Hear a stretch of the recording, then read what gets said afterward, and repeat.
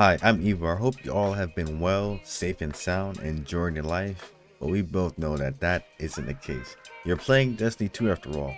But recently I met a guy who just got off of a 12-hour shift, and instead of relaxing and enjoying his downtime, he made a raid group posting in the Destiny 2 LFG Discord and found 5 randoms, including myself, to complete the raid with. I know, it was shocking, but when I think about it, there is something special about the Destiny 2 community that always brings people back. I don't know what it is, but let's cut to the chase. Today I have a solo 3.0 Titan build using the Forgotten Exotic Phoenix Cradle.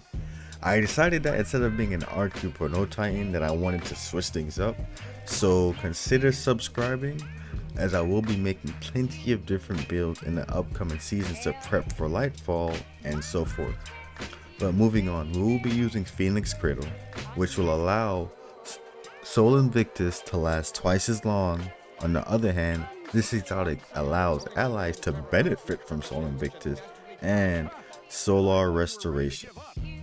If we take a glimpse at Soul Invictus, this means we are generating sunspots through our ability Phantom Blows, and when standing in those sunspots, we will be granted improved ability regen and restoration.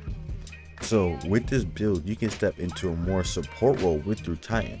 Just make sure to let your team know that they can step into your sunspots if they need restoration or need healing whatsoever. If you do decide to pick up this build, then at higher levels you can decide when to kill enemies with your abilities, so you can guarantee a sunspot for your team's survivability. Keep that in mind.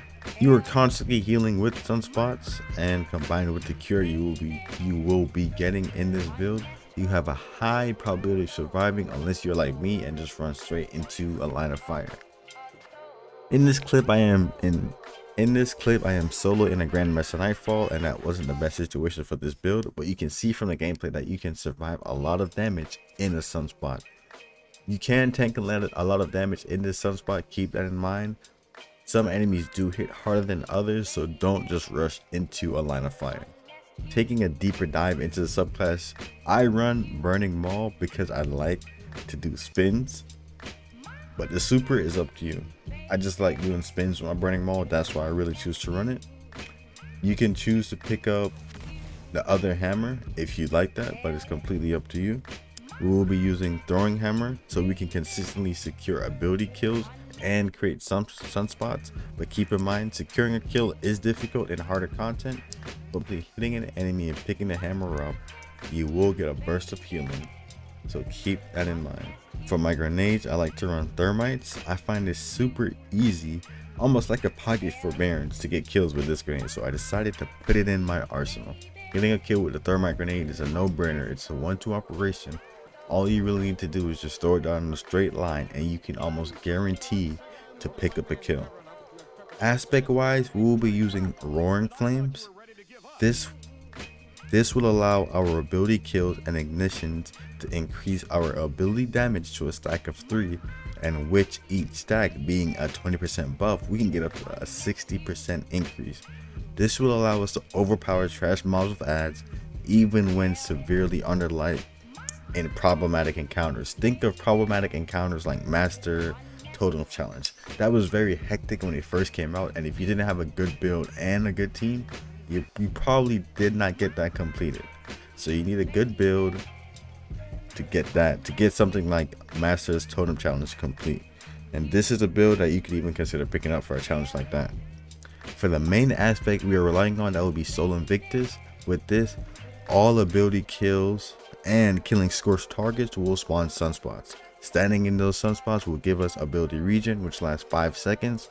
However, with the exotic of choice being the Phoenix Cradle, our teammates can enjoy the fruits of our labor, and Soul Invictus now lasts 10 seconds while granting restoration ×1. Don't forget that these sunspots deal substantial damage, so don't be afraid to play off the sunspot and use that AoE damage. Think of it like a throwaway. As soon as you kill an enemy with your throwing hammer and you spawn a sunspot, that sunspot does a lot of AoE damage. So just let all the other mobs, trash mobs, run inside of that sunspot and they are gonna die. For the aspects, we have Ember of Empyrean. We have this so we can extend our restoration timer whenever we get a kill, which comes in handy a lot. So really think of it as you just want to extend that restoration times 1 buff whenever you get a kill. It's a no-brainer, and this is the staple, and this is the first fragment you always want to pick up. After this, we have Ember of Malevolence. Every time we decide to be a team player, we are rewarded for this in the form of ability energy. This is a 200% increase to the ability regen every time your teammates step into your sunspots, because when they step into your sunspots, you are applying restoration to them because you're using Phoenix Cradle, or whenever you make them radiant by hitting an enemy with your throwing melee. The next fragment we have will be Ember of Solace, and this just means that anytime we do grant ourselves restoration, it's just gonna have an extended timer. That's it. It's just gonna extend it. It's gonna extend the timer for radiant and restoration applied to you. Lastly, we have Ember of Torches. This makes us radiant anytime we hit a melee attack against the target. And remember, when we make our allies radiant, we will get an increase to our ability energy. So everything in this build works in perfect harmony with each other. And then once you add Phoenix Cradle to the mix, you're able to give everyone else everything you're getting. So your teammates really do get to enjoy the fruits of your labor.